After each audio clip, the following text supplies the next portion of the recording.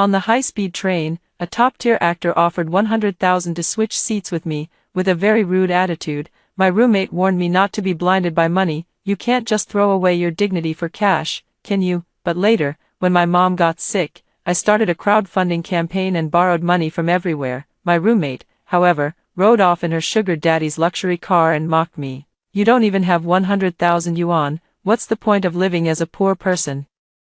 You might as well just die already. She even posted a secretly recorded video of me on the high-speed train online, causing me to be cyberbullied by a celebrity's fans. In the end, I didn't manage to raise a single cent. The day my mother took her last breath in the hospital, I was also stabbed countless times by anti-fans and collapsed in a pool of blood. When I opened my eyes again, I had returned to the day I went to another province to participate in a competition.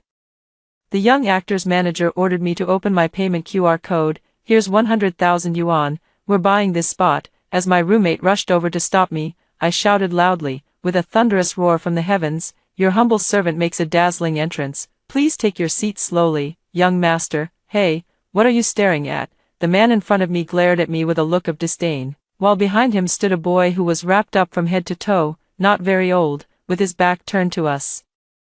Without time to think, I immediately pulled out my phone and asked, WeChat or Alipay? The man snorted coldly, said, Alipay, and was about to take out his phone to transfer the money to me. My roommate Lily slapped the phone out of my hand. Kathy, what are you doing? How can you take this dirty money? Have you no shame? I crouched down to pick up the phone. Luckily, it still worked, though there was a crack on the screen. The man was infuriated by Lily. He pointed at us and said, fine. You've got guts. I don't believe I can't buy a seat worth a few $100 with 10,000. With that, he grabbed the guy behind him and started heading toward the seat next to me. The bespectacled man over there had a gleam in his eyes, but he still sat there with restraint, pretending to flip through a magazine. I quickly grabbed the man's hand, who said, I'm not selling, this seat is mine, and I want to sell it, Kathy. Lily's face flushed bright red. What do you mean by that? This is the competition seat assigned by the school. How dare you sell it? If the school leadership finds out, you're finished. I almost laughed in disbelief. Just like in my past life, Lily had been trying to stop me from selling the seat, warning me that if I cared more about money than my dignity, she would make sure the whole school knew how morally corrupt I was. We are the most upright college students. How can we bow down to the rich? Kathy, you excel in both character and academics. You shouldn't let this taint your record. If you take this money, don't blame me for reporting it to the school administration. You're clearly about to receive the national scholarship. I'm only doing this for your own good, Kathy. Amid Lily's mix of threats and persuasion, I found myself wavering. The agent of top-tier actor Oscar grew impatient with waiting and went to buy the seat next to the bespectacled man, but to my surprise, after returning to school from the competition, I received a call from the hospital. They said my mother had fainted on the street and was sent there by a kind-hearted passerby. She had a heart attack and needed an immediate bypass surgery, and the cost of the surgery happened to be exactly 100,000 yuan. I went around borrowing money from relatives and friends, but only managed to get 20,000 yuan. With no other options, I had to start a crowdfunding campaign, hoping to get help from society. Unexpectedly, Lily posted the video of me refusing to sell my seat to Oscar on the high-speed train. I only found out later that Oscar was being followed by anti-fans that day and had to board our train at the last minute, afraid of being photographed again and having his location exposed by anti-fans. His agent spent a fortune to buy seats in the business class carriage. I became the target of online bullying and doxing. Oscar's fans bombarded me with insulting text messages and phone calls, and even found the DD fundraising campaign I had set up for my mother and reported it like crazy. Exactly 100,000, how laughable. If she really had no money for her mother's treatment, why didn't she sell her seat to Oscar for 100,000 back then? Liar. Even if she truly has no money for treatment, it's karma. Who told her not to help our Oscar back then? DD closed my fundraising application, no matter how I pleaded with the administrators or provided proof. It was useless. I could only watch as my mother's health grew weaker day by day. One day, as I walked from school to the hospital in a daze, I happened to see Lily getting into a luxury car with a man in his 50s or 60s. She spotted me and had the car stop right beside me. Kathy, what's the use of you always being first in exams? In this world, money is what really matters. Poor people like you and your mom should just die early and stop wasting food. That's when I realized she had stopped me from selling the seat out of jealousy. She was jealous that I always came in first. while she was perpetually second. She was jealous that the school had arranged a business-class car for me, while she had to ride in an ordinary second-class seat, and she was even more jealous of my incredible luck, effortlessly earning 100,000. And she had been with that old man for so long without getting that much money, in this life. I won't foolishly fall for her tricks again. I turned and gave Lily a cold glance. You also said this seat was assigned to me by the school. The school wants me, as the top student, to get the best rest so I can win honors for the school. I think I can rest just fine in the second-class seat, so I can sell this seat if I want to. What business is it of yours, the second-place student, you? I couldn't be bothered to deal with her anymore and held my phone up to the agent, urging him to scan the code quickly. He felt a bit better seeing us in conflict, but his earlier anger hadn't subsided, so he put on airs. You want to sell, but I don't want to buy any more. Lily sneered and mocked. Kathy, to describe you in one sentence, the face is gone. But where has it gone? I said, oh, indifferently, and replied, what does it have to do with you? If you're really that idle, go find a factory to work in. Better earn more money to buy your own business class ticket. Instead of shamelessly lingering here without knowing why, Lily was so furious with me that she stormed off in a huff. After watching her leave, I gestured toward Oscar with an inviting hand. You came all the way here, bypassing so many people, just to try and buy my seat. It must be because this is the best spot, right? This is the innermost seat, the hardest to be photographed. I turned to the agent again and said, bro, once you scan the code, I'll be out of your hair in a flash. If we keep this up, more and more people might gather to watch, and it wouldn't be good if they recognize you. Oscar gave a light cough, and the agent conceded, fine. Seeing the 100,000 yuan transferred to my account, I immediately grabbed my bag, lowered my head, and headed toward the second-class carriage. I was afraid someone would see me crying. Mom, in this lifetime, I will definitely make sure you successfully undergo the surgery. We will stay together forever and live well. After getting off the train, the early arriving instructor was waiting for us at the station. As I walked toward the gathering spot, I saw Lily already standing next to the instructor, pointing in my direction and saying who knows what. By the time I arrived, the instructor's face was longer than a shoehorn. First thing you say is an accusation. I heard you sold the business class seat the school kindly arranged for you, and you sold it for 100,000 yuan. I glanced at Lily, who looked quite pleased with herself. Yeah, I sold it. This advisor loves taking advantage of students. Whoever gives him gifts gets his favor, high scores in comprehensive evaluations, and a better chance at scholarships. And I, as soon as the semester started, applied for the financial aid for poor students. So he's always been nitpicking and ignoring me, only remembering me when there's dirty or tiring work to do.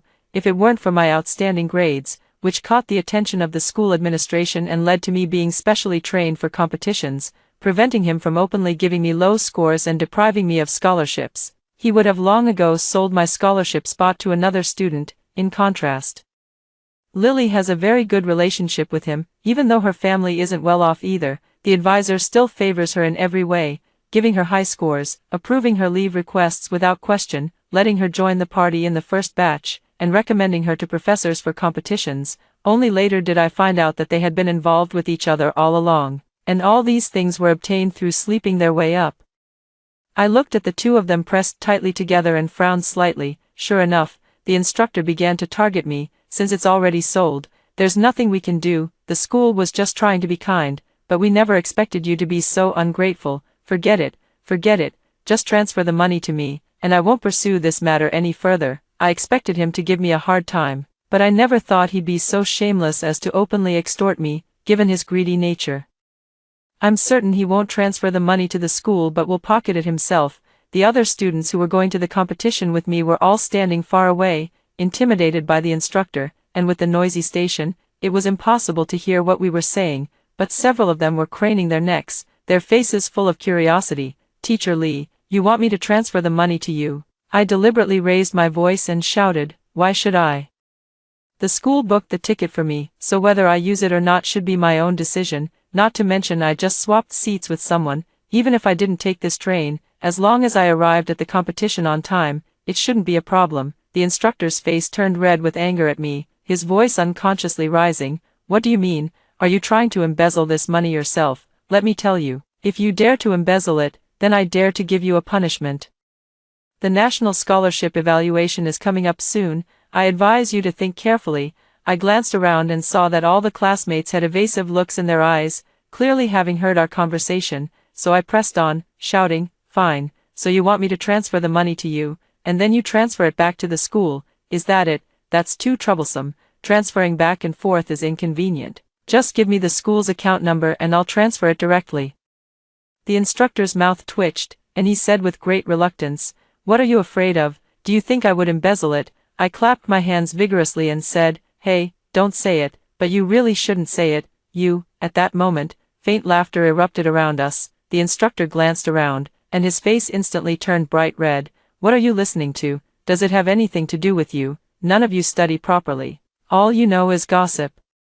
Some classmates curled their lips, but none dared to say anything. The instructor glared at me with hatred again, his finger trembling as he pointed at me. Just as I was starting to think he might have Parkinson's, he finally took a deep breath and said, "Fine, then transfer the money directly to the school's account." He stared at me with a fierce expression, making it clear that if I made things difficult for him, he would definitely return the favor. Lily also snorted loudly beside me. "Hurry up and do it, let's see what excuse you have left." Well, unfortunately, I actually do. I didn't panic either, and directly scanned the code to transfer the money. Then, both the instructor and Lily stared in stunned silence at the words, "Transfer failed," on the phone screen. I theatrically covered my mouth. "Oh my, I'm so sorry, you all know how poor I am. My bank card barely has any transaction history." "So the limit is very low," Lily retorted, "but that person clearly scanned your Alipay." "Alipay is so unsafe, of course I had to transfer it to my bank card right away." The instructor was so furious it seemed like one Buddha had emerged and another ascended to heaven, his entire body trembling with rage. "Hello, Kathy, you're doing just great," a classmate burst out laughing, followed by more and more laughter. The instructor was utterly humiliated. After pointing at me a few more times, he stormed off in a huff. Lily's mouth hung open. She wanted to call the instructor back to deal with me, but she knew there was no reason left. I could only leave behind a harsh remark, "You just wait," before chasing after the instructor. Of course I'll wait. Wait to see how you meet your end." When we arrived at the hotel, the leading school administrator, Dean Smith, was extremely excited to see me and didn't even acknowledge the instructor who approached him. Dean Smith asked me, "Kathy, how are your preparations?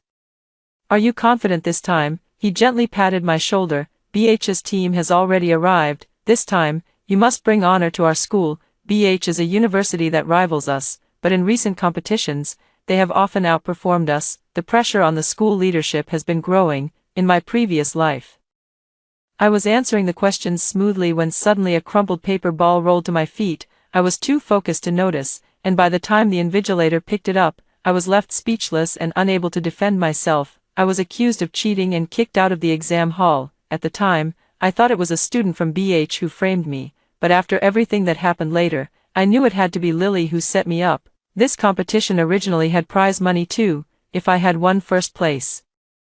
Even without the 1,000,000, my mother would have received treatment, not to mention, because of the cheating accusation, the school felt deeply humiliated. I was not only punished but also became a target of scorn and ridicule on campus. This is why later on, no one was willing to lend me money when I needed it, and when I was cyberbullied by haters, no one stepped forward to say, "She's not that kind of person." Everyone took pleasure in my misfortune. Believing that I had brought it all upon myself and deserved every bit of it, thinking of this, I showed a slightly troubled expression to Dean Smith. He immediately noticed and quickly asked, "What's wrong? Are you facing any difficulties? Tell me, and I'll do my best to help you solve them." I looked at the counselor standing to the side, and he immediately caught on, widening his eyes to warn me not to say anything out of line. I pretended to be startled, shaking my head at Dean Smith and saying it was nothing, it was just a bit over the top. Dean Smith was no fool, so of course he noticed. "Tell me exactly what happened, don't be afraid, speak up." As he spoke, he also shot a warning glance at the instructor. The instructor shrank back and lowered his head. "Actually, it's nothing much. Someone on the high-speed train wanted to buy my business class seat, and since he seemed really anxious, I sold it to him." The advisor found out from Lily and insisted I transfer the money to him. "But Dean, as you know, my family's financial situation isn't great. My bank card has insufficient transaction history and a low limit, so I can't pay it all at once." "I'm sorry, I know the seat was bought by the school, and in principle, the money should be returned to the school. I'm really anxious about it." If it's okay, I'll make time to go to the bank later to increase my limit and transfer the money tonight." As I spoke, I nervously rubbed my hands together. It's just that I still have several sets of competition papers to finish, which I originally planned to do tonight. "It's fine, Dean, at worst, I'll just stay up late." After saying that, I even clenched my fist at him, wearing an expression of heroic sacrifice. Dean Smith was horrified. "The competition is tomorrow morning, why stay up late? What if you don't perform well tomorrow because you didn't rest properly? Listen to me. Do some practice papers and review a bit tonight, then go to bed early." As he spoke, he turned to the advisor impatiently. "Why are you quibbling over such a small amount of money with a student? The school bought her the seat, so it's hers to do with as she pleases. Look at you, how much psychological burden are you putting on the students now?" The advisor quickly interjected. "That's not just a small amount of money, that's—" Dean Smith interrupted him impatiently.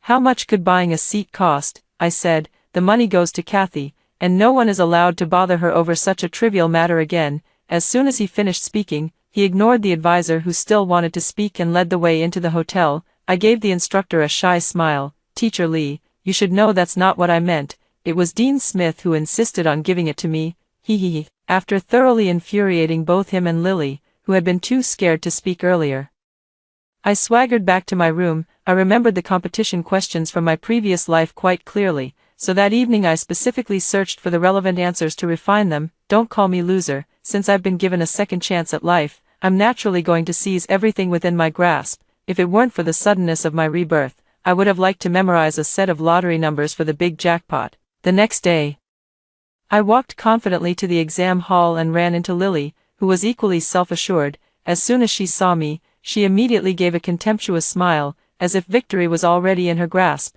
In my previous life, we hadn't yet fallen out at this point. She had always pretended to be a good friend and classmate, staying by my side and encouraging me. They said that in our school, no one but me could compete with BH. It also made me fail to suspect her as the culprit immediately after being slandered. I bore the bad reputation, and our school lost to BH once again. Only she, by taking my place at the bottom, managed to win a third-place prize, adding luster to her life's resume. This time, we went our separate ways early on, but judging by her demeanor, she's definitely going to make the same move as in the previous life. In the previous life, that paper ball was thrown to me near the end of the exam. First, she didn't know the questions in advance, so she had to read them first and then write down the answers she knew on the paper. Second, she wanted me to fall from the highest point into the abyss just when victory was within reach. That would hurt the most. However, this time, the exam had only just passed the halfway mark, and while everyone was still diligently writing, I suddenly stood up. "Teacher, may I hand in my paper?"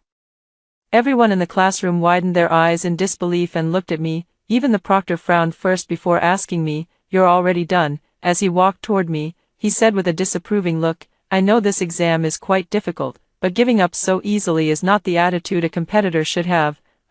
You really are done." He was also extremely surprised and couldn't wait to start flipping through my exam paper right then and there, and then, the more he looked, the more shocked he became, until finally, after reading it all, he gave me a deep, meaningful glance. "Ahem, since you've actually finished, you may hand it in now." "Thank you, teacher." I picked up my things and headed toward the door. As I reached the door, I glanced back at Lily's seat. Her mouth was hanging so wide open it looked like she could fit an entire egg inside. I raised an eyebrow at her smugly, and she glared back at me fiercely. "Hey, teacher. That student seems to have another sheet of paper under their test." Everything that followed could only be described as chaotic, yet it felt strangely familiar, except, in my previous life, I was the protagonist of that scene, but this time, it was Lily. I watched Lily frantically covering her test paper, her eyes brimming with tears as she begged the teacher not to look, and I let out a deep sigh toward the clear blue sky. I won't let go of anything that's owed to me. As expected, Lily was found guilty of cheating. Dean Smith nearly fainted from anger the moment he received the news, while the advisor turned pale and looked utterly devastated. Because of her, all of us contestants in New York were checked again for any hidden cheat sheets. I had already finished my exam, so it didn't really affect me. But those who were still writing furiously and were suddenly interrupted were extremely unhappy. The moment Lily was kicked out, she rushed toward me. "Kathy, it's all your fault, you set me up." But before her nails could reach me, Dean Smith stepped in and blocked her. "Shut up, Aren't you ashamed enough already, Dean Smith? It was her, she's the one who reported me. You cheated first. Kathy was just doing what a good student should do. Is she supposed to cover for you? Lily said tearfully. I didn't cheat, that was a blank piece of paper, and I had just written the answers on it. I was just. Seeing her unable to continue after half a day, Dean Smith sneered and said, no need to say more, just wait for the school's punishment. After speaking, he glared fiercely at the advisor beside him. Is this the so-called student of excellent character and scholarship you insisted on pushing to participate in the national scholarship selection, squeezing out the previously agreed upon Kathy? Truly, excellent character and scholarship, indeed, the advisor flusteredly tried to explain. But Dean Smith was already too impatient to listen any further. He waved at me, signaling for us to go first. You came out so early, you gave me a scare. Luckily, I knew the proctor beforehand, and he indicated that you did very well. Come on, tell me what was on the exam. Were the questions easy? While responding to Dean Smith, I was also distracted by the argument going on behind me. Are you insane? Cheating on such an important exam and getting caught? You've completely humiliated me.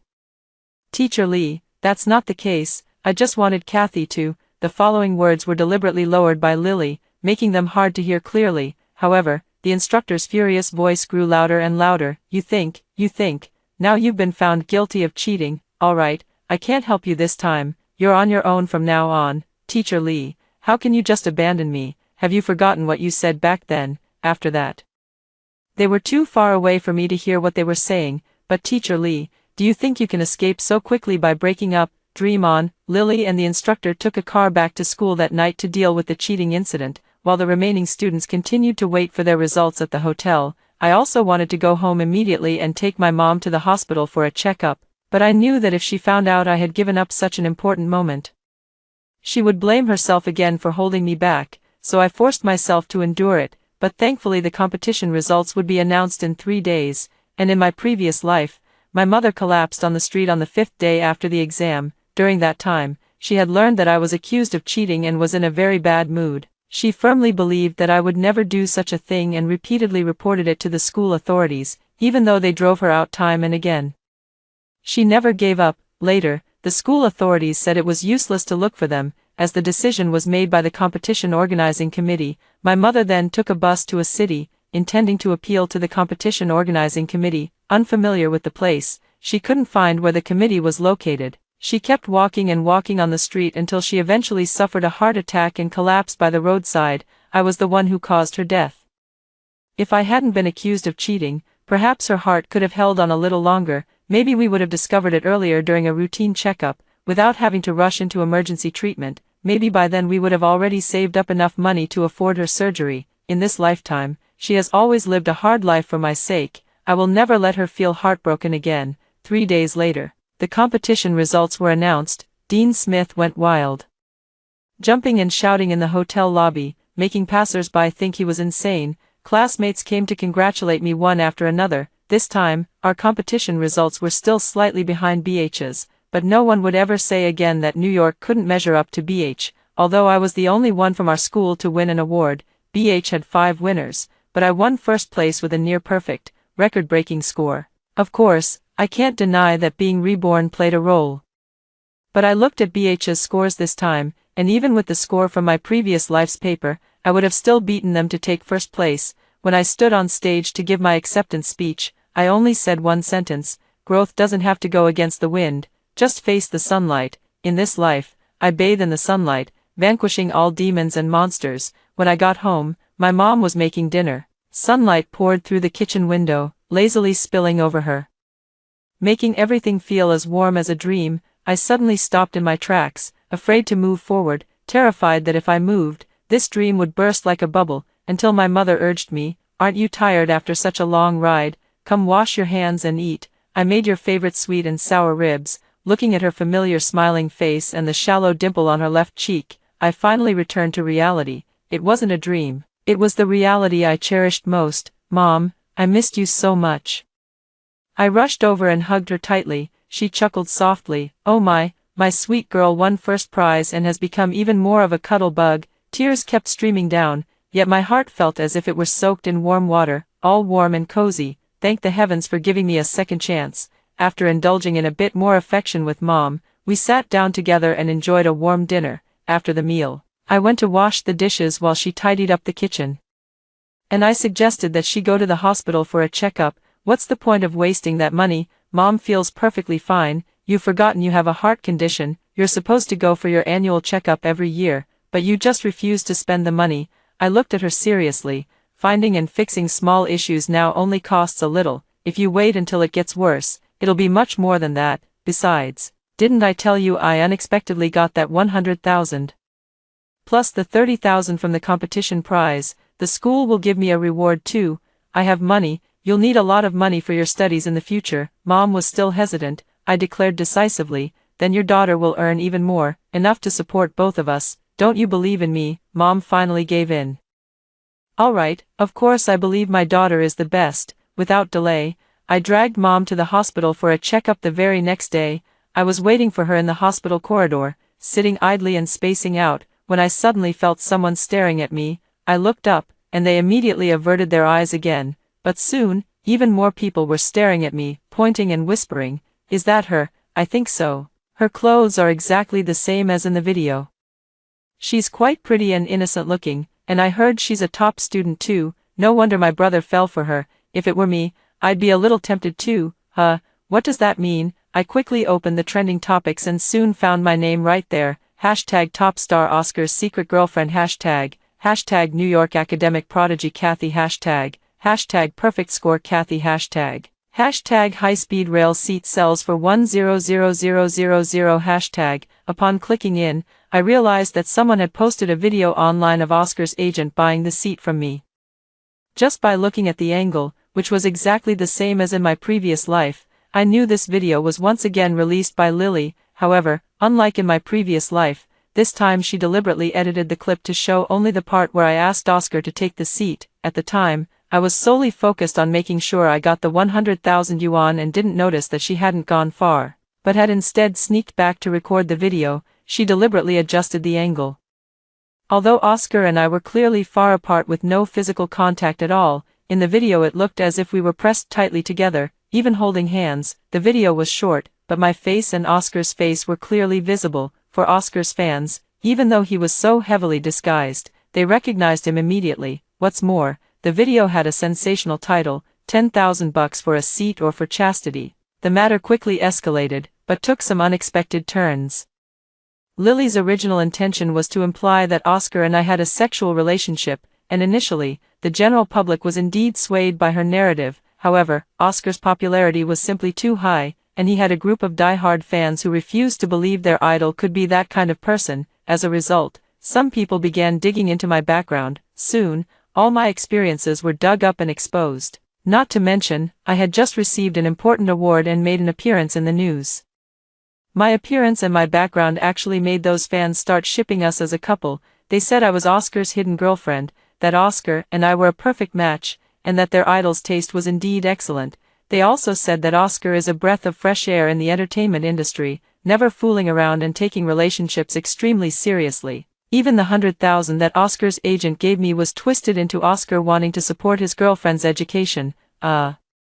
Excuse me, what's even more ridiculous is that in my previous life, to clear Oscar's image of using money to insult people, his company quickly issued a statement claiming Oscar was being stalked by anti-fans and had no choice but to spend a fortune to buy a seat. But this time, they actually remained silent the whole time and didn't issue any statement at all. So the netizens became even more convinced that Oscar and I were the real deal. Of course, I wasn't the most speechless one. I think that title should go to Lily. I heard she's been having a really tough time these past few days. Not only was there the competition cheating incident, but classmates also anonymously reported that she had cheated on multiple school exams, and it also implicated the instructor. Someone took photos of Lily entering and leaving a hotel with the instructor. I suspect it was done by a classmate who also participated in the competition. Because many people felt they could have performed better but were disrupted by Lily's cheating incident, resulting in no one else from our school winning an award except me. The school is discussing expelling her, and the instructor is already overwhelmed, facing the risk of being fired. I really didn't expect her to have the leisure to think about framing me at a time like this. Jealousy truly drives people mad, but she probably never imagined things would turn out this way. Not only was I not cyberbullied, but the whole society is now blessing my sweet romance with a top-tier celebrity. I bet she's biting her bedsheet right now, refusing to believe it no matter what. Then let her storm come more fiercely. I opened my phone and found the page I had already searched for, the official website of Sky Group. In her previous life, the old man she latched onto was the general manager of Sky Group, but unfortunately, he was actually just a son-in-law.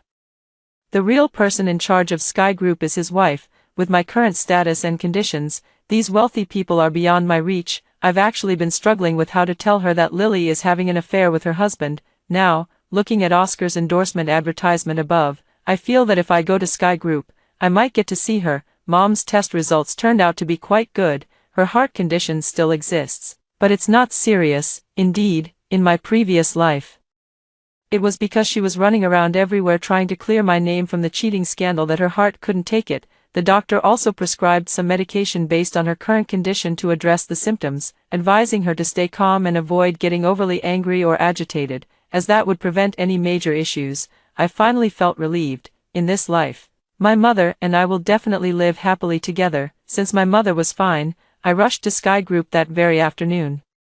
After all, my relationship with Oscar is fake and will soon be announced to the public. I need to use this identity to meet Miss Jane as soon as possible. Just as I expected, the front desk recognized me as soon as I entered the building. 5 minutes later, I was already standing in the chairman's office of Sky Group. Are you here to explain Oscar's situation with you? She looked at me strangely. I don't think I've sent their company a termination letter yet, have I?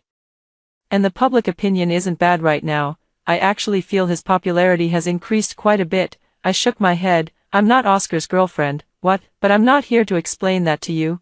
I just came to tell you that your husband is keeping a mistress named Lily outside, and she's my classmate. Her face turned pale, then flushed red with anger. Miss, do you know what you're saying? I know, and I have no evidence. You dare come here and say these things without evidence? Do you know I could have you arrested for slandering my husband? I nodded, but I still came. I want to tell you, I have a grudge against Lily, and I don't want her to have it easy, but I won't slander her for things she hasn't done. Besides, I don't want to see the faithful party in a marriage being deceived.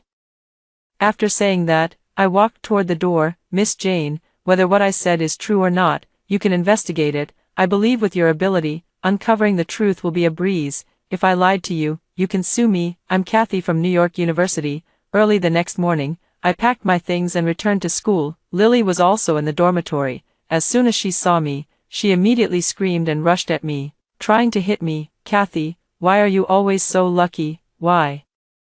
I grabbed her wrist and stared at her coldly. Because I've been working hard while you were taking crooked paths. You always want to take shortcuts, but shortcuts will lead you to the abyss. This is the retribution you deserve. No, what's wrong with taking shortcuts? What's wrong with wanting to be number one? What's wrong with wanting to be superior to others? I was always the favored child of heaven until I met you. Why are you always better than me? Why does everyone like you more?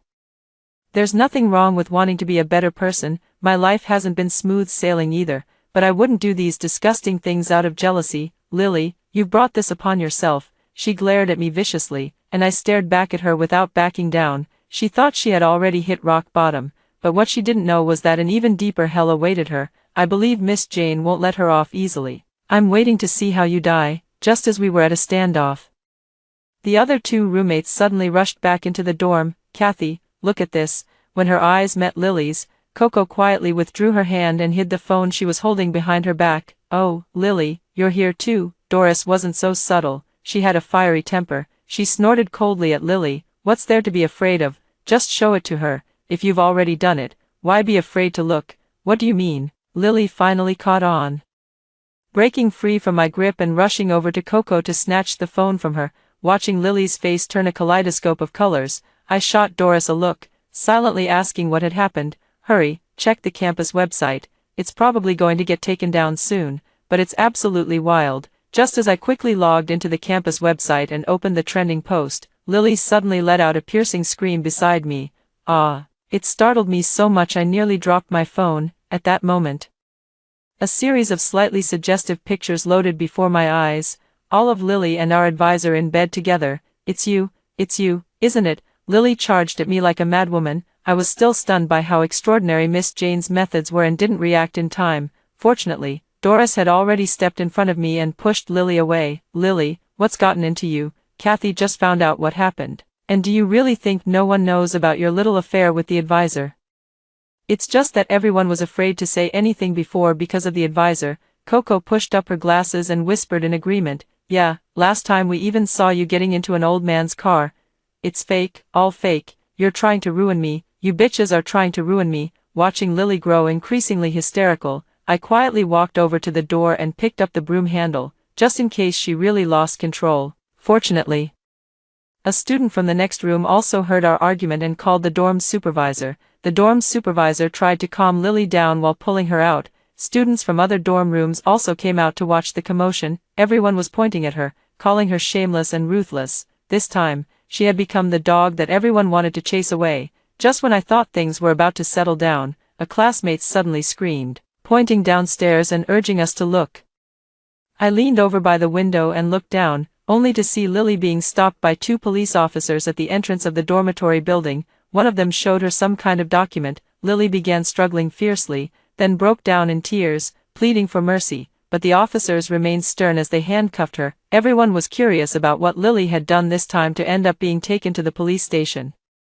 A particularly curious classmate ran downstairs to inquire and came back to spread the word. She stole something. It's said to be a jewelry bracelet worth several $100,000. The police found the stolen goods right on her hand. That must have been a gift from the old man. I underestimated Miss Jane before. She doesn't make a move often, but when she does, it's a fatal blow, with a theft charge involving hundreds of thousands. Not only will Lily lose her student status, but she'll also have to serve several years in prison. Her life is completely ruined, and for someone like her, who desperately clawed her way up to become one of the elite, this is worse than death. The post on the campus network was indeed quickly deleted, but it had already been shared online and sparked quite a bit of attention. I even saw comments like, "Not all students at New York are as kind and outstanding as our goddess Kathy," which gave me goosebumps. The advisor's wife also caused a scene at the school, leading to the advisor being fired. It said that his wife is suing him for divorce and demanding he leave with nothing. On the same day, Sky Group announced on their official website that their boss was getting divorced, and the old man was also kicked out. And at this moment, I was receiving an unbelievable phone call. On the other end of the line, the attitude was still extremely unpleasant. Oscar's agent spoke to me arrogantly, saying, "Don't think for a second that Oscar actually has his eye on you. We're just asking you to cooperate with some publicity. You know how CP marketing works, right?" "Of course, I know, but that's a separate fee." My agent was taken aback by my response when a deep voice suddenly sounded beside my ear. "How much do you want?" "That depends on how much you think this matter is worth." Extra story. Oscar was quite generous. After discussing with the agent, he offered $3 million right off the bat. "It's just this number." Sure enough, he said it was a considerable amount and suggested it would be better to discuss it at their company. So rich people all like to use the same old tricks, treating us like fools. Heh, I sneered and agreed, but postponed the meeting to a week later. I needed to buy some gear first. The agent still wanted to object. Traffic waits for no one. In a week, the opportunity will be long gone. That's your problem. I'm still a student and have my own studies to focus on. If you can't wait, we can terminate the agreement now. Seeing my firm stance, they had no choice but to agree. Of course, during this period when I wasn't stepping forward to reveal the truth, how could they bear to give up such immense wealth?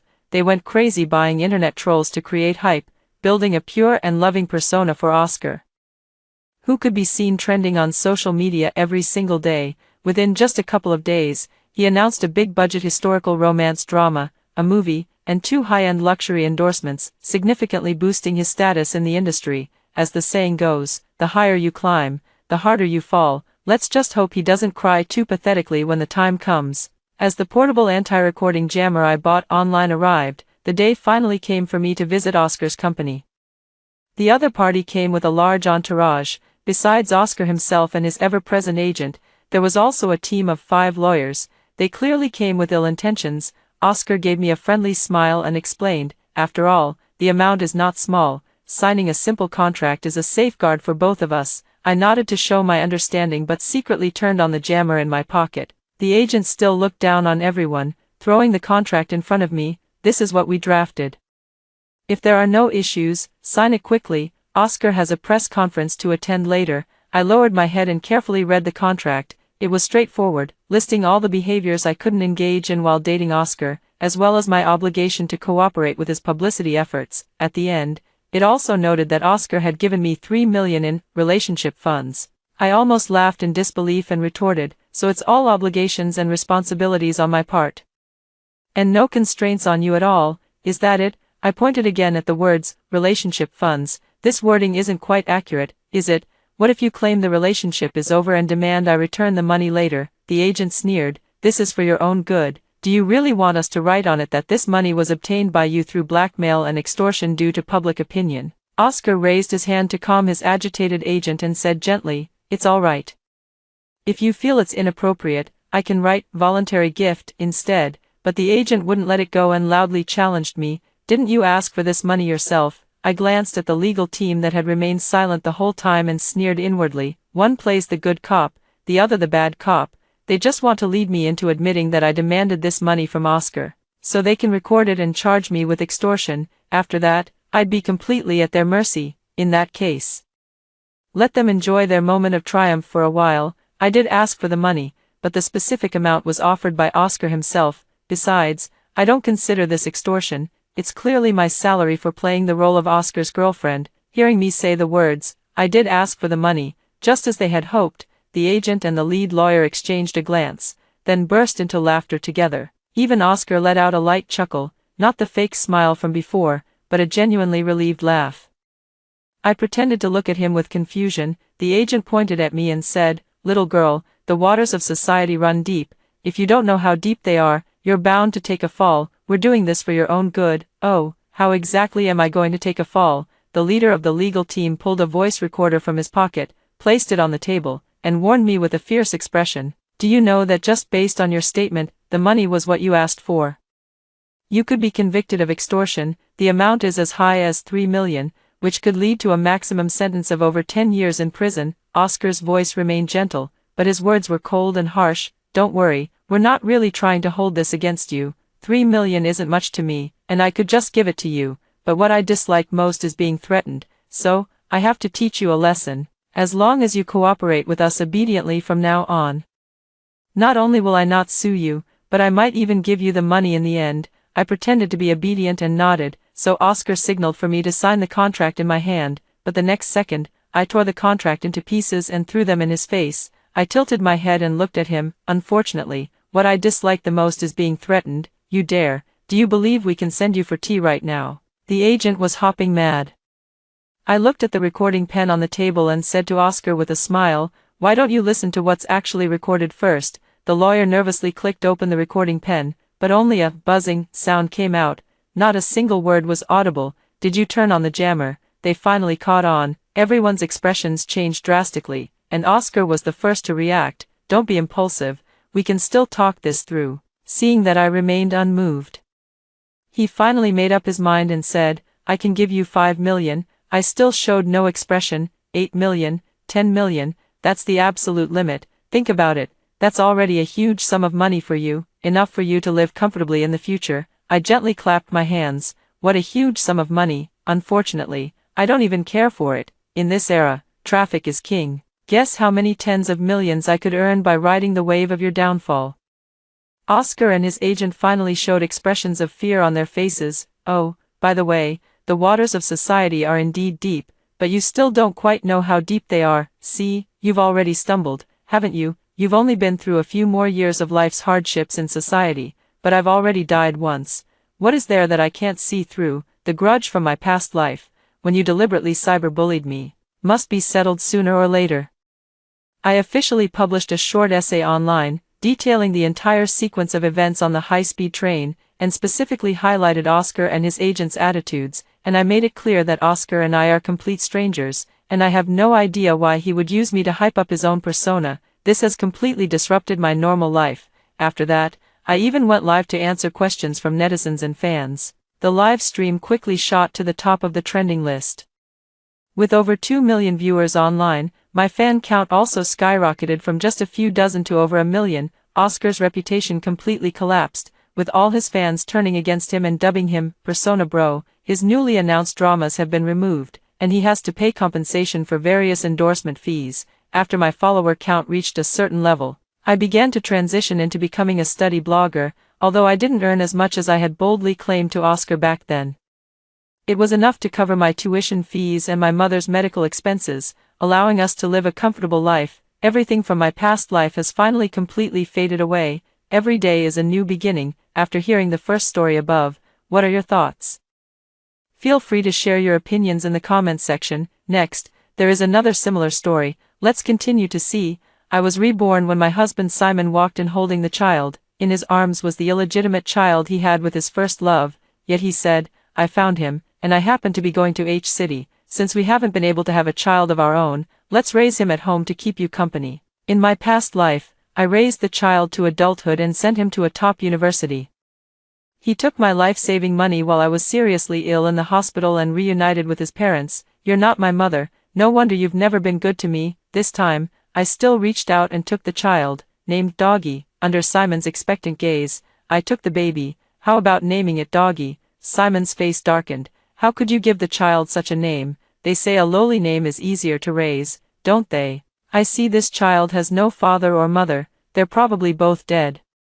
Call him Doggy, he'll have a tough life, or do you know his background? I won't adopt that kind, you know." Displeasure flickered across my face. He quickly snapped back to reality, holding his breath as he reluctantly agreed. I smiled, grabbing the baby's little hand. "We have a name now, it's Doggy." The baby in my arms suddenly burst into loud cries. Simon looked at me with a pained expression and reached out to hug me. I subtly dodged his embrace. I placed the baby on the bed and continued to play with him, until Simon's voice came from behind. How much money is left at home? I'm going to H City for the first time, so my expenses might be quite high." I looked up, completely surprised. "Did you give me any money?" "What, aren't we married? Why distinguish between yours and mine? Besides, I gave you dozens of dollars last month." I frowned, somewhat reproachfully. "It's long gone.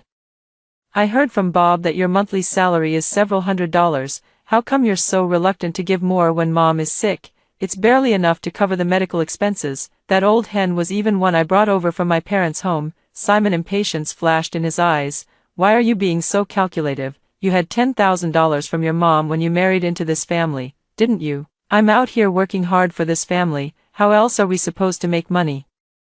I took a deep breath, my eyes reddening. It was fine if he didn't bring it up, but mentioning it just made me angry. In his previous life, he went with me to City, and the two of them lived under the same roof, spending the money I sent him. In the end, he made a fortune and secretly bought several properties behind my back. Yet when my family was in trouble, he turned a blind eye. "You're not reluctant to part with it, are you?" Simon's voice brought me back to reality. I smiled and wiped away my tears. "It's not that I'm reluctant, it was my mom who took the money. She said my dad has a batch of project funds that haven't been settled yet, and it's urgent." "No, how could you give it back?" Simon became anxious. He made his fortune in his previous life with that very sum of money, and because my family didn't have that money to bail them out, they offended the most crucial person. From then on, they lost their business sources, and their enterprise plummeted. Actually, the money hasn't been handed over yet, but I've already made my choice. I definitely can't let him know. "Honey, can you go get it back for me? Your mother loves you so much, she'd definitely be happy to." He held my hand, his tone gentle. Only at times like these would he be willing to be gentle with me, but I was no longer the blood bank for their entire family like in my past life, so I withdrew my hand and spoke calmly. "It might take a while, why don't you go to H City first? And I'll wire you the money later." Seeing his dark expression, I quickly added, "You know my family's business, when it starts making money, I'll ask my mom for an extra 10,000. I know you have expenses outside, I'll transfer it all to you." "Really? Of course it's true, would I lie to you? I knew you were the best to me." Simon held me, his tone growing even more gentle. "While I'm away, you need to take good care of the child." He just couldn't bring himself to call it Doggy.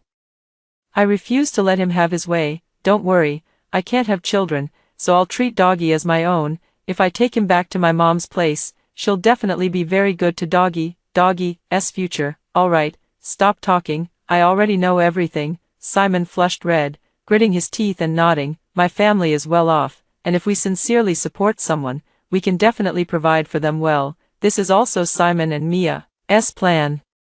But since I already knew this child would be an ungrateful wretch, Of course I had to raise him well, Simon. Before he set off, I prepared a table full of delicious dishes to see him off. Mia also came. She is beautiful, with snow-white skin and a tall figure. Unlike me, my skin is more yellowish, and my figure is much fuller. As soon as she entered, my mother-in-law flatteringly grabbed her hand. Come in quickly. As soon as the words were spoken, Simon placed the fruit in front of her. Then turned to instruct me without delay. Is the food in the kitchen not ready yet? Mia must be tired from the journey. Let's eat. I'm not tired. I heard my sister-in-law adopted a boy. Where is he? I'd like to see him. Before she even finished speaking, her eyes were already searching around the room. The mother-in-law hurried to the room to carry the baby, muttering as she walked, "It's also a shame that Sarah can't have children, but this child is healthy and good-looking. It's quite nice to raise him as your own child." Mia reached out with trembling hands, her eyes red, but before she could touch it, I intercepted it and said as I walked toward the kitchen, "Doggy, our doggy must be hungry. Mommy is taking you to eat rice cereal now." Mia grabbed my arm. "What did you call him?" "Doggy. That's the name I gave him. This child lost both his parents, so giving him a humble name will help him survive." Mia trembled all over, tears streaming down her face. But was Simon grabbed by the shoulders and pulled back. "Yes, it's just a name. If he doesn't like it when he grows up, he can change it." Simon quickly tried to make amends, and gave a meaningful squeeze on her shoulder. "Oh, why is Mia so worked up?" I smiled and asked. Mia clenched her fists, calming her emotions. "Nothing, I just think the child is quite cute, and giving her that name isn't good. What's wrong with it?" "I think it sounds just fine." After saying that, I brought out a bowl of rice porridge, steaming hot. "Is this what you're feeding the child?" I nodded, picked up a spoon, and scooped out a spoonful. My arms suddenly couldn't move. I realized Mia was holding on to me, her smile uglier than a frown. "Sister-in-law, he's so young. He needs to drink formula." I laughed out loud. "But didn't we all eat like this when we were kids, right, Mom?" My mother-in-law flinched when I called her, nodding with a flickering gaze. The reason was that a few days ago, my little nephew came to visit, and I needed to buy formula for him. My mother-in-law said in person, "What's the need for formula? Rice cereal is just as good. Kids these days are just too delicate." I took the advice and stopped Doggy's milk powder, directly feeding him unpretentious rice cereal instead. Mia could no longer hold back and hurried to check on Simon. Simon gave her a reassuring look, then he took my bowl. "Let's eat first. The child is still asleep." I nodded, smiling gently and virtuously. At the dinner table, Simon casually brought up, "Darling, how is your family's business doing? It must be profitable, right, when I go to H-City?" "I can't be without money." I nodded. "Don't worry, I've asked around, at least it can double." His eyes lit up with surprise, and he exchanged a glance with Mia. "That's good, then I won't bring much money to H-City." "Well, if you don't want to bring it, then don't," my dad said, "at the latest in 3 days, just go wait at the bank when you arrive." The meal was eaten with everyone having their own thoughts. While I was washing the dishes, Simon took Mia to see the child. Soon I heard the sound of an argument. "Didn't you say she would treat our child well? Look at his body. His neck is all chafed," she sobbed, her voice filled with heartache. Simon frowned deeply. "I'll talk to her again." "No, I'm taking the child with me." "Calm down. If she finds out, how are we going to get the money? This is 20,000 yuan. I couldn't earn this much in a whole year." "He knows it's a lot of money too. In my previous life, I gave him far more than just 20,000 yuan. Then what do you suggest we do? This is your own flesh and blood. Can you bear to abandon them?" Simon thought for a long time, then leaned close to Mia's ear and whispered something. I raised my hand and knocked on the door at that moment. The two inside were startled and instantly pulled apart. Mia nervously smoothed her hair and said, "Sister-in-law, there's nothing between me and Simon, don't misunderstand. Just now there was a grain of rice stuck in her hair, so I picked it off." Simon followed up with an explanation. I smiled. "What's there to explain? I know you two all too well. I'm just here to see my doggy." I took the child from Mia's arms, bouncing them gently in my hands. It scared Mia, making her face turn pale. "Sister-in-law, be careful." I glanced at her hands supporting from below and laughed heartlessly. "What's there to be afraid of? A child with no parents is tough as nails. Even if they fall on the ground, they won't break." I raised my hands slightly. Mia burst into terrified sobs. "Sister-in-law, don't, I'm begging you." I stared at her, slightly frowning.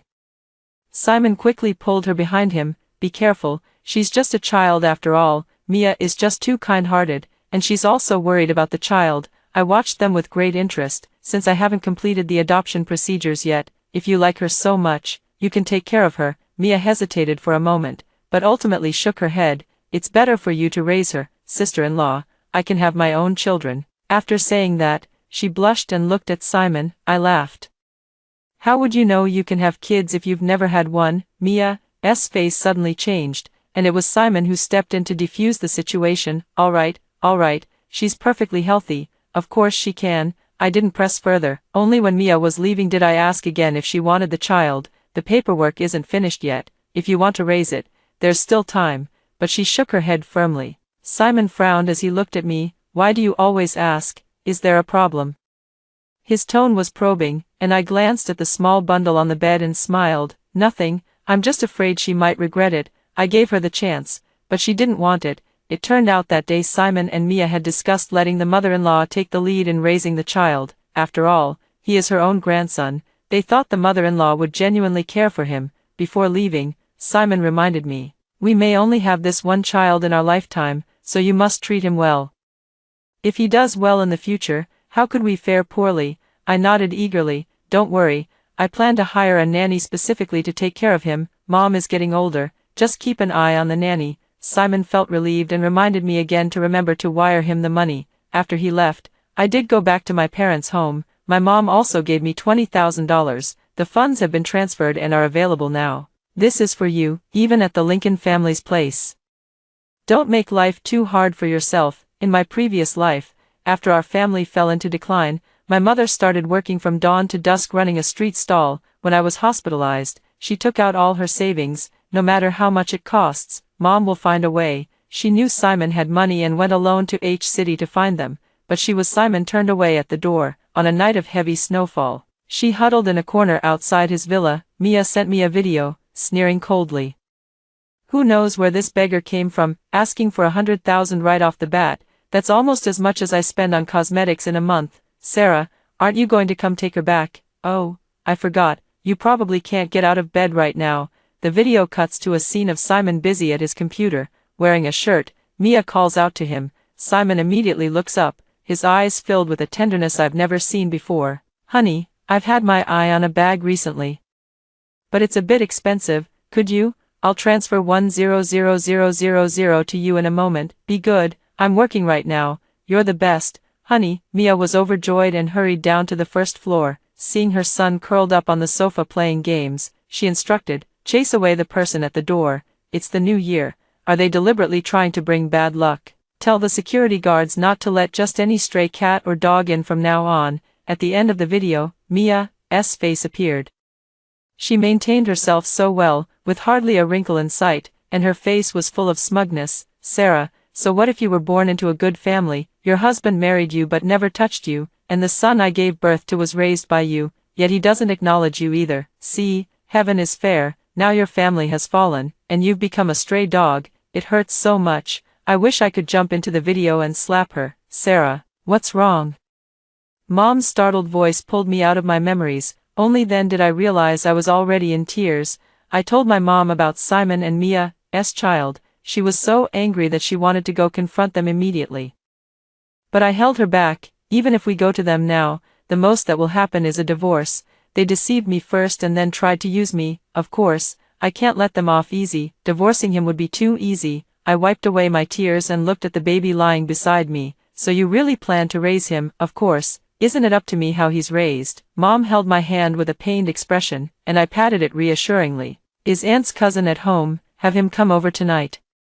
In the evening, my cousin Luke came to the house for dinner, and I handed the money to him. My aunt was startled. What are you doing giving him so much money? He's just a reckless spendthrift. Don't let him squander it. She reached out to block me, but I dodged her hand. Amidst Luke's astonished expression, I forced the money into his hand. $20,000 is a huge amount right now, but 20 years from now, it won't be much. In my previous life, Luke was the only one who slipped me money while I was in the hospital. Sis, this is all I have for now. Take it first, and I'll figure something out. He works a delivery job after his evening shift and saves all the money he earns for me. That night, my mom waited outside Simon's house all night and didn't even get to see him. It was Luke who brought her back home, that ungrateful bastard. We don't need to beg him. From then on, he worked even harder to earn money. I had Luke take the money to H City. Just follow Simon, and whatever he does, you do the same in secret, do it better than him, and learn as much as you can from him. He blinked his eyes, utterly confused. If I've learned everything, then what about my brother-in-law? Just listen to me, you'll understand once you get there. Although he doesn't have Simon's education, he has a clever mind. I believe Luke will definitely achieve something. Remember, no matter what happens, stay calm. Your task is to make money, he agreed readily, but in less than a month, he had already argued with Simon. Luke didn't come to me. Instead, Simon found me first. He beat around the bush for a long time before finally getting to the point. Hasn't your cousin contacted you? It's absolutely outrageous. No, what's wrong? Nothing, but if he says anything, you mustn't believe him. It's like this, Mia came to H City some time ago, so I helped her out a bit, but then Luke forget it. Let's not talk about that. Is everything okay at home? Is the child behaving? The more he didn't want to mention Doggy's name, the more I insisted on saying it. You mean Doggy? He's fine, the nanny is taking care of him, and Mom is keeping an eye on the nanny. That's good, Sarah. I've recently taken a liking to a project and I'm a bit short on cash. When will the money from your family be given to me? After he went to H City, I sent him $1,000. The rest has been delayed with excuses. This time, he finally couldn't hold back anymore. Aren't you planning to pay the rest of the money at all? I fiddled with the gold jewelry I had just bought and said helplessly, I really have no choice. My parents won't give me any more money. As you know, my dad's business has been having some difficulties lately, and all the money has been invested. There's nothing I can do if you don't believe me. Heavy breathing could be heard from the other end of the phone. He must have been struggling to hold back. After a long while, he finally spoke sorrowfully. Honey, can you please think of another way? Otherwise, you could borrow some from relatives. I'm really having some issues with my business right now. Consider it a loan from me. Okay, I'll pay you back. My voice trembled with tears as I wiped away non-existent tears. I'm sorry, honey. I'm so useless. But our relatives stopped visiting after our family fell on hard times. If I ask to borrow money now, they definitely won't lend it. Maybe you could have Mom borrow instead. Uncles and aunts on both sides should be able to lend us some, right? Hearing this, his voice immediately rose with anger. I don't want to borrow it, so forget it. Don't make excuses. Your family has some assets after all. Even if the business isn't doing well, there must be something valuable. Sarah, I guess I misjudged you. You kept saying you loved me, but it was all fake. After saying that, he hung up the phone. Mom came down from the second floor upon hearing the noise. Is it Simon again? I heard from your aunt that Luke made a huge amount of money recently. He snatched all of Simon's business. What's your next move? Let Luke give him a taste of something sweet. Mother looked puzzled, and I said with a laugh, feed their appetite a little more, so the fall will hurt. I'll go call your aunt right now. Mother turned to leave, and I quickly caught up, giving her half of the gold jewelry I had just bought. Luke took my capital when he went to H City, and I showed him the way. Therefore, he gives me 30% of all his profits. Even if I just sit at home, I still earn a decent amount every month, but I've been buying gold bars with it, and occasionally some gold jewelry. Before divorcing Simon, I won't let my account have any savings over the next year. Simon rarely called back. Even when he did call, it was to ask about Doggy. I always said everything was fine. He's a bit thin, but I still bought him plenty of nutritional supplements. Probably his parents have bad genes, passing on that skinny and weak condition. Simon was very angry, but couldn't show it too obviously, so every time, the call didn't even last a full minute. He doesn't know much about the family situation, but I'm well aware of his recent circumstances. Luke's business is growing bigger and bigger, only giving Simon a small share. He even occasionally makes him suffer a major setback. Simon barely manages to earn a little money, just enough to cover Mia's extravagant spending. My mother-in-law had long been full of resentment. Even her gaze at Doggy turned unfriendly, but before this spring festival, the tone of his phone call changed. Honey, H City is too tough to make it in. I plan to return to my hometown. Can't we just live together as a proper family? I was taken aback and quickly asked, why are you suddenly saying something like this? Don't even ask. I miss you all. I'll wrap things up here in a few days and come back. I agreed on the surface, then immediately gave Luke a call. Sorry about that. I went a bit too far this time. I'll be more careful next time. But, sis, It's been a year now. He's probably lost most of his pride by this point, lately. He's been arguing frequently with Mia, so maybe he really does want to settle down and make things work with you. I frowned, growing more and more agitated. My gaze involuntarily drifted toward Jack, who had just emerged from the bathroom. His muscles were perfectly defined and neatly arranged, with water droplets trickling down and landing on his waist and abdomen. "Are you hungry, sis?" When he saw me, he instinctively smiled. The entire room was infected by his smile, even his voice was pleasant. I instinctively nodded. "Yes, I'm hungry." Jack quickly put down the towel. "I'll go cook right away." I reluctantly withdrew my gaze. Suddenly, I felt that playing with Simon was quite boring. It felt so pointless to waste such beautiful moments on him. "Luke, let's go big this time. What's wrong? How do you want to deal with him, sis?" My gaze followed Jack as I said calmly, "Just finish him off in one go. Your sister can't wait any longer." After saying that, I hung up the phone, moved closer to the kitchen, and hugged Jack from behind. Her hand had already slipped into his clothes. He could only chuckle helplessly, grabbing her hand. "Sister, you're not divorced yet. You can't." Soon. It'll be very quick. Jack is so stingy. He only let me touch a little before kicking me out of the kitchen. I sat bored on the sofa watching him work, until the steaming hot food was served on the table. "I'm going to school after I finish eating."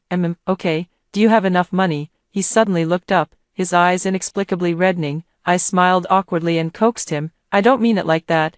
I just have a lot of money, really, a lot of money." He remained sullen for the rest of the time until he closed the door and left. I let out a heavy sigh. My brother is great in every way.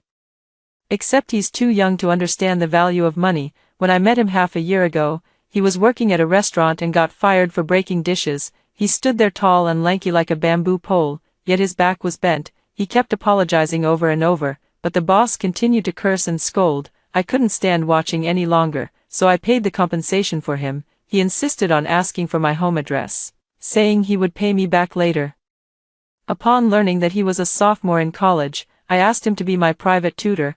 I also wanted to study, believing that being educated would help me earn more money. As time went on, developed other feelings. "If I wanted you to be my boyfriend, how much would it cost?" Once, I accidentally blurted out the words that crossed my mind. Jack, his whole face flushed red, and he stared at me for a long moment before finally speaking. "You don't need money. Can I be your boyfriend?"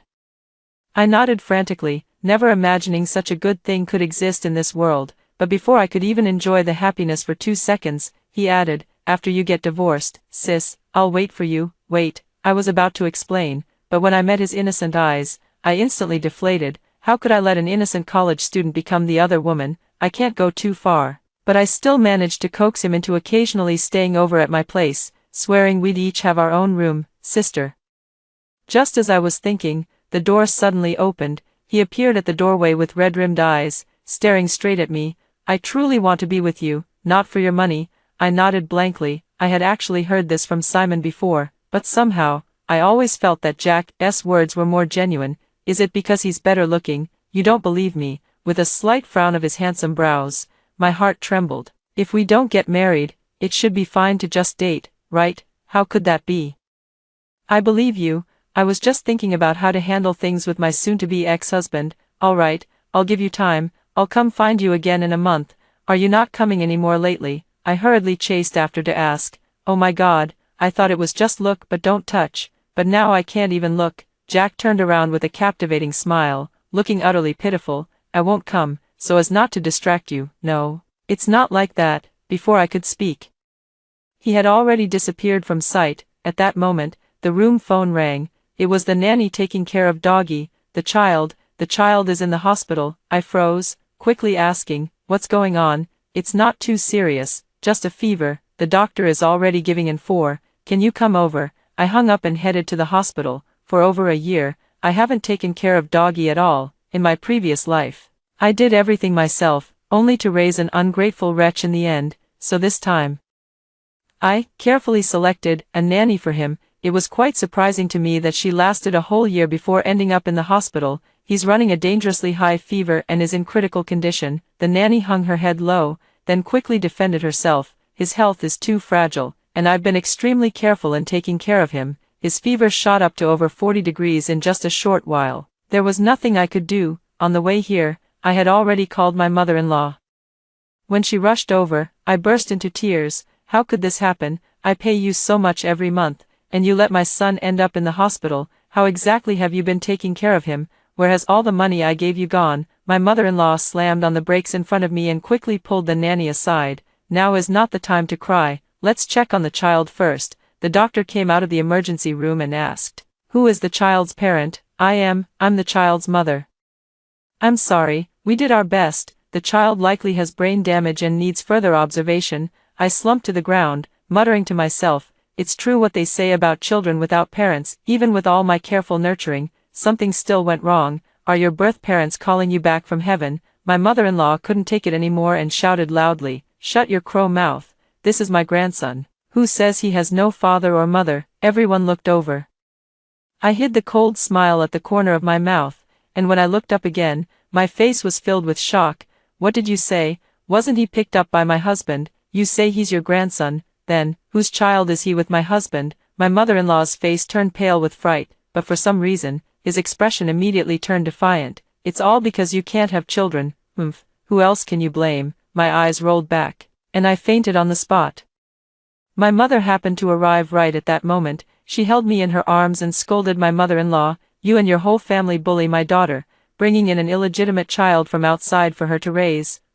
Who knows if it's my daughter who can't have children or if it's your son who's incapable? How can you be so sure this child is truly a descendant of your Lincoln family? Shameless old thing, raising a shameless son, doing such heinous deeds." "Divorce.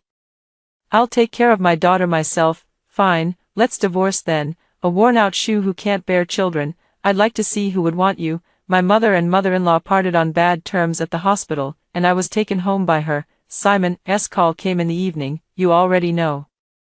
His voice was tense, and he hurried to explain, "It's not what you think, that was an accident. I had intended to bid her a proper farewell that day, but I ended up drinking too much. Sarah, I still want to make things work with you."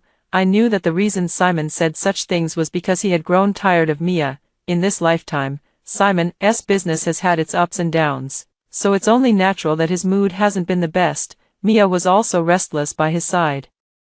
Even under Luke's deliberate guidance, she almost had an affair. "But I'm not a trash collector, let's get a divorce." My heart was filled with despair, and I only said 3 words. His voice abruptly stopped, and it took a long while before he spoke in a low tone. "Think carefully, my business has been picking up lately, and I'll soon have a large sum of money coming in. By then, even if you want to turn back, I won't give you the chance. And in recent years, your father's business hasn't been doing well, has it, Sarah? I can give you time to think about it." I smiled faintly and spoke calmly. "No, when you were with Mia, did you ever think it would come to this, or are you so sure I can't live without you?" "Simon, you're too confident, He was speechless with anger, and I continued, "Doggy is still in the hospital receiving treatment. You should come back for a visit. Let's handle the divorce procedures then."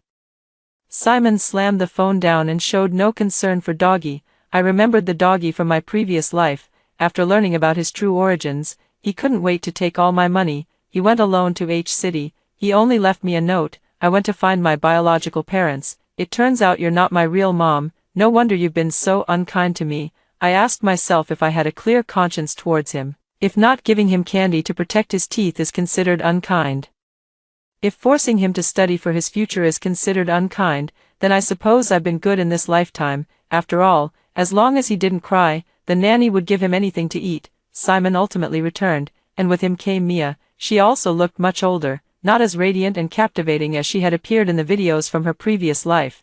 When she saw me, she immediately rushed forward to grab and tear at me. "You murderer, how dare you harm my son?" I took a step back, watching coldly as she was Simon grabbed by the arm. "As for how I treated him, you can ask the neighbors around here. I hired a nanny for thousands of dollars just to take care of him, and to make sure the nanny treated him well. I even had my mother-in-law keep an eye on her. If I had known earlier that he was the illegitimate child of you and my husband, I never should have raised him." I also became hysterical. The neighbors all gathered around. "Sarah, look on the bright side. Someone like that isn't worth it. You crazy woman, how dare you show up here? You seduced a married man, had a child, and still have the nerve to act righteous. This is a civilized society now. If this were the old days, you'd be thrown in a pig cage for drowning." "That's right, Sarah has been so good to that child. don't you dare slander her, all the neighbors can testify for me. I often bring things back from my parents' home. Doggy is not in good health. So he needs to eat something nutritious. Yes, he has no father or mother, so I deliberately gave him a humble name. Children's clothes are so expensive these days. Just this little bit of fabric costs dozens of dollars. Mia's accusation was not believed by anyone. She could only go to the nanny for compensation. Soon, she received an even more devastating truth. Originally, I gave the nanny a monthly salary of $2,000, but my mother-in-law deducted $500 from it. And the nutritional supplements I bought home were all resold by my mother-in-law. When Doggy had a fever, she wouldn't even spend money on medicine. She told the nanny to cover the child with a thick quilt. Simon used to go through this when he was little, just sweat it out with a fever. Who knew it would get worse later, even to the point of convulsions? The nanny got scared and only then called me. The nanny and mother-in-law were blaming each other. Mia sat on the ground with a pale face, looking utterly devastated. Such a beautiful scene should definitely involve Simon. I specifically had someone call him over. By the time he arrived at the scene, all he saw was Mia suddenly let out a scream and charged straight toward her mother-in-law. The mother-in-law, who had been struggling with the nanny, suddenly fell to the ground. The back of her head hit the floor, and blood soon began to seep out. Mom. Simon quickly walked over and picked her up.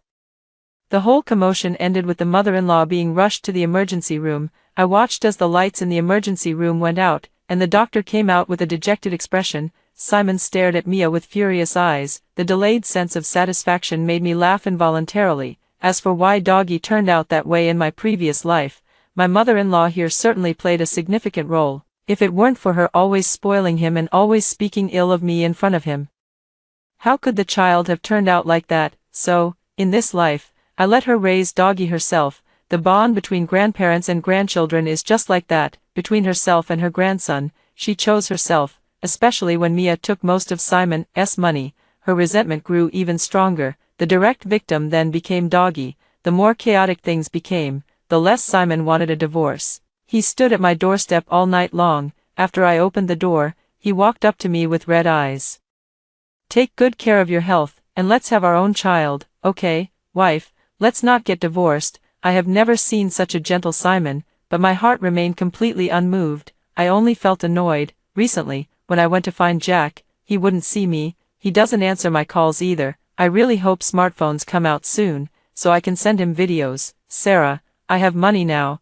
I can invest in your dad's business. I'll handle things with Mia properly. Will you forgive me? Simon took my hand, and I instinctively pulled it back. With the experience from my past life, few people in the outside world know the true situation of my family. In fact, my dad had already switched tracks long ago. Now he's just waiting for the opportunity, waiting for the moment when the real estate market rises. The family isn't poor either. Over the past year or so, Luke has given me enough money to buy several properties in H City, but Simon knew nothing of this. He only knew that my bank account balance was zero, and that I always had to ask my mom for money. Of course, I had no intention of letting him find out, but my dad owes a huge sum of money, $500,000, and we have to sell the family villa. Can you help me? He froze, instinctively speaking out. How did this happen? I sighed. You will help, right? I don't have that much money right now. H City business. Simon hesitated and said he'd figure something out after learning about my family's massive debt. He didn't show up for a whole week after that.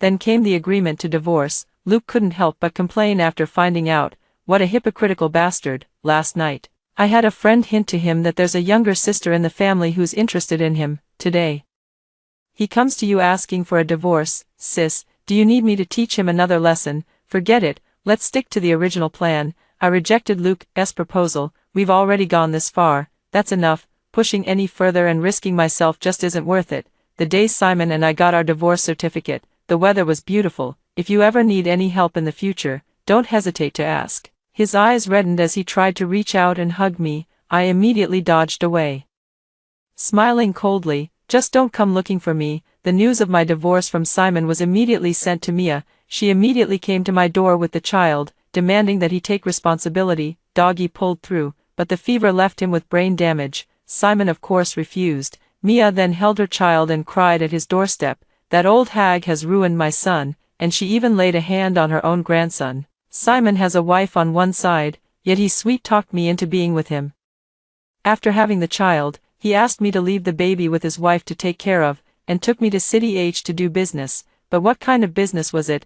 It always lost money. I lived with him in a basement, eating steamed buns and pickles, and now that he has money, he doesn't want his son anymore, and he doesn't want me either. He's just an ungrateful scumbag. As soon as he found out his father-in-law's family was in decline, he immediately divorced his ex-wife and went to chase after other wealthy women. Mia also helped cry on my behalf. Simon became famous, because it was too explosive. It even attracted reporters, afraid that the incident would create a bad impression if it spread to H City. He quickly brought Mia home, but in less than a month, Simon's business in H City ran into trouble. He left in a hurry. She left her mother-in-law in the care of Mia. I also ran into Mia once. When I was in a hurry to meet Jack for a meal, Mia called out to me, "Didn't expect it, did you?" In the end, he still married me. I looked at her with confusion. Such a rotten man, only you would treasure him. But he's rich. I gave her a meaningful look. You spoke too soon. How could I possibly let Simon have money? I deliberately didn't ask for anything when we got divorced. He still thinks he got a great deal, little knowing that H City's Luke is already closing in. But Simon held on longer than I had imagined. Half a year later, he returned to his hometown in despair. Less than 3 days after his return, debt collectors visited his home. Mia only then learned that Simon had accumulated an enormous amount of debt. At that moment, I was lying on Jack's abs watching a show. "When can I take you to meet my classmates?" I froze for a moment, pretending not to hear. But he suddenly turned off the TV, his large hand cupping my face. "Will you spend my birthday with me the day after tomorrow?" Jack's face showed a hint of stubbornness. I couldn't bear to refuse. "All right, just the two of us. I'll cook for you." A flicker of disappointment passed through his eyes, but he ultimately forced a happy nod. That night, Jack awkwardly did not stay over, but unexpectedly, Simon actually found his way here. "Sarah, I've lost everything." His voice was hoarse. The corners of his eyes were red, and a strong smell of alcohol wafted over. I instinctively tried to close the door, but he was quicker and blocked it. "Are you ignoring me too?" I sighed. "We're already divorced. I regret it." I was so angry I laughed right at him. "Do you think marriage is a game, that you can regret it whenever you want?" Simon stared at me intently, the emotion in his eyes too intense to meet directly. "The person in H City is Luke, your cousin." I froze, not expecting him to have found out after all. "Sarah, I had a dream recently, where we were living a different life. In the dream, you died, and I deeply regretted it. I never married Mia until my death, and I didn't leave the family fortune to her son either. Do you think it's possible that was my past life?" His gaze fixed on me, not missing any of my expressions. I remained calm and composed. "You're overthinking it. It was just a dream." "How could a dream feel so real? And besides, did you already know?" "It's too much of a coincidence. Luke, every business he's involved in aligns perfectly with mine, but the problem is, he has massive capital and directly cuts off my resources. For over a year now, I've been running around in circles because of him." "Sarah, in your previous life, after you passed away, it was Luke who arranged your burial. There's no point in saying more. Simon is convinced I've been reborn, but so what? He's already lost now." I took a step back and released the doorknob. "If that's really the case, then I'll thank him later. You're still playing dumb." He grabbed my shoulders abruptly and pulled me into his embrace. As long as you remarry me, I'll forgive you. Let's wipe the slate clean and start over." "Okay, in my past life, I didn't know you were sick. It was all Mia who caused trouble in between. I never thought about divorcing you, nor did I ever wish for your death." "Ridiculous, Simon. A real man has the courage to take responsibility for his actions. Are you really completely unaware of those matters?" His body stiffened, and he pulled me out of his embrace, staring straight at my face. "So, you really knew about the past life all along?" I didn't want to argue with him. "Go back, I've already called the police." He looked pained. "Is there really no chance at all?" I ignored him, but I never expected him to kidnap me directly. When I woke up, I was in an abandoned factory. Simon stood not far away, staring at me with a complicated gaze. "The name Doggy was also deliberately chosen by you. You deliberately handed him over to my mom and the nanny because you knew they wouldn't take good care of him. You sent me to H City and gave me very little money because you wanted me to scout the way for Luke. Since that's the case, Luke's earnings should also have a share for me." His face turned ferocious as he suddenly leaned in close to me. "Sarah, do you know what I thought right after I woke up from that dream? I wanted to make it up to you properly, but what about you? You actually treated me like this. My mother still gets headaches from time to time, and my son has become a fool. Mia stole the only money I had and left me with a huge mess, but you are the one to blame for all of this." I looked at him coldly. "What exactly do you want?" Simon smiled and said, "Back when we divorced, you must have transferred all your assets, didn't you? Luke treated you so well, it's impossible he didn't leave you anything." "That's right, in my previous life, I only occasionally helped Luke, and he knew to repay the kindness, but you took my money to live it up in H-City, supporting women, and even made me raise your illegitimate child. Finally, you even want to take my life."